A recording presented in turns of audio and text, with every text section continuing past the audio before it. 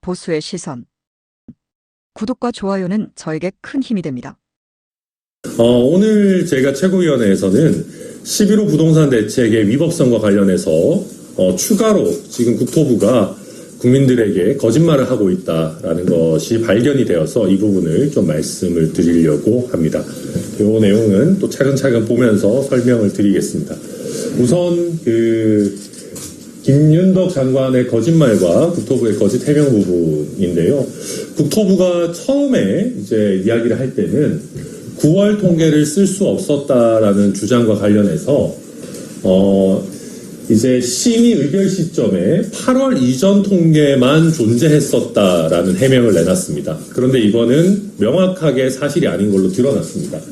주거정책심의위원회의 심의 의결은 13일, 14일에 이루어졌고 부동산원은 13일 오후 4시에 국토부에 9월 통계를 제공했다라는 것이 명확하게 이제 답변으로서 확인됐습니다. 김윤덕 장관도 11월 7일 예결위 답변에서 13일 오후 4시에 9월 통계를 수신했다라는 것을 시인했습니다.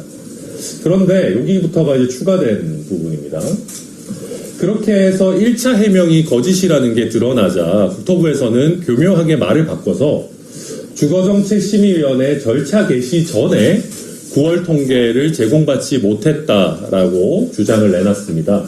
그런데 이 부분도 사실이 아닙니다.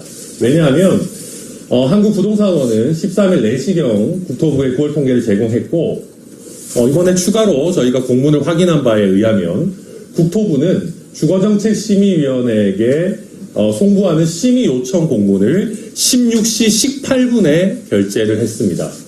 즉 통계 사전 제공과 주거정책심의위원회 절차 개시 사이에 18분의 시간 간격이 있는 겁니다.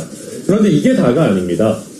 이 심의 공문의 부침 자료에서 심의 안건은 별도 송부다라고 하면서 다른 부처들에게 저희가 확인을 해보니까 당일 6시 1분이 되어서야 별도 자료로 해당 심의 안건을 메일로 보낸 것이 드러났습니다. 즉 9월 통계가 입수되고 2시간여가 지나서야 심의 안건을 이 위원들에게 보낸 것이고 국토부의 주장과 다르게 주거정책심의위원회의 실질적인 절차 개시 이전에 2시간 전에 이미 9월 통계가 나왔다라는 것이 이번에 확인이 된 겁니다.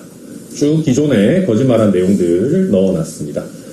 그리고 이번에 저희가 또 충격적이었던 게 국토부에서는 주거정책심의위원회의 심의 절차를 강조를 했었는데요. 그런데 이것을 14일, 그러니까 13일 오후에 보내주면서 특히 6시가 넘어서 심의 안건을 보내주면서 14일까지 회신을 하라라고 촉박하게 회신 기한을 정하다 보니까 10개 부처 차관들이 당연직 위원입니다. 그런데 저희가 확인한 결과 5개 부처는 서면심의서를 제출조차 못했다라고 합니다. 1개 부처는 제출했고 나머지는 지금 확인 중인데요.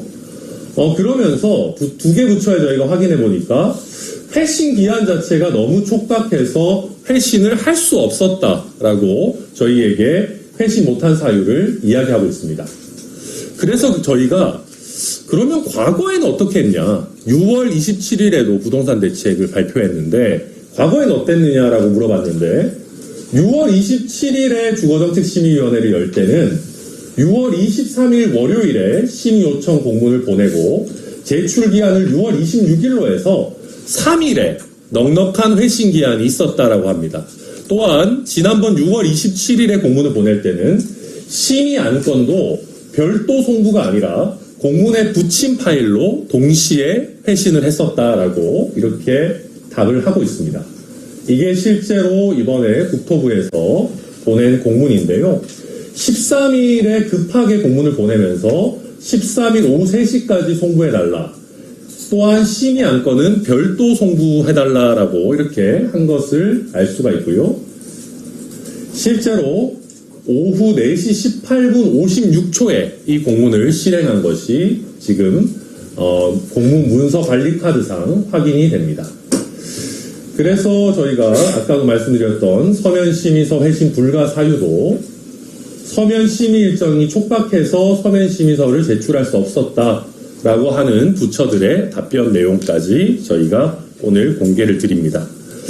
이 내용을 말씀드리는 걸 좀 종합해서 저희가 말씀드리면 국토부에서 계속해서 주거정책심의위원회 이전에는 이런 내용들이 없었다라고 거짓말을 하고 있는데 실제로는 주거정책심의위원회 절차가 개시되기 전에 9월 통계를 받고 황급하게 심의 안건까지 첨부하지 못한 상황에서 주거심의위원회 요청을 보냈습니다. 게다가 대면 회의를 연 것도 아니고 각 부처의 당연직 위원들인 차관들에게 의견을 구하면서 다음 날 오후까지 회신해라라는 아주 촉박한 일정으로 진행을 한 겁니다. 이것은 기존의 6.27 대책을 할 때 충분한 3일 이상의 시간을 주고 심의 안건까지 기존에 정리해서 공무가 함께 보냈던 것과는 완전히 차별화되는 어떤 행정행위입니다. 왜 이렇게 했을까? 저는 여러분들께서 한번 그 날짜 캘린더를 한번 띄워보시면 조금 이해가 가실 것 같습니다. 10월에 추석이 있었죠. 추석 전에 발표하기에는 정치적인 부담이 컸을 겁니다. 추석 밥상에는 검찰청 해체만 올려야 되는데 추석 밥상에 부동산 규제를 올리기 싫었을 겁니다. 그래서 추석 이후로 이걸 미루고 보니까 추석 이후에는 이미 9월 통계가 나와버린 겁니다.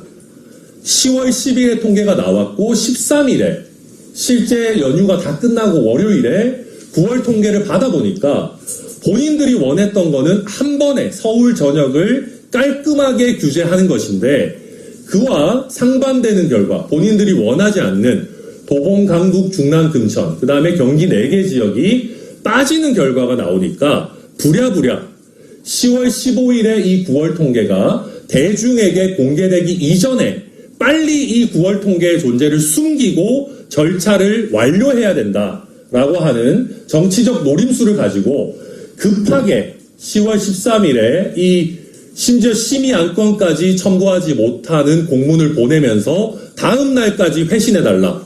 10월 15일 전에 발표해야 된다. 14일까지 회신해달라라고 급하게 절차를 추진해서 결국 15일에 통계가 공개되기 이전에 모든 절차를 처리해버린 겁니다.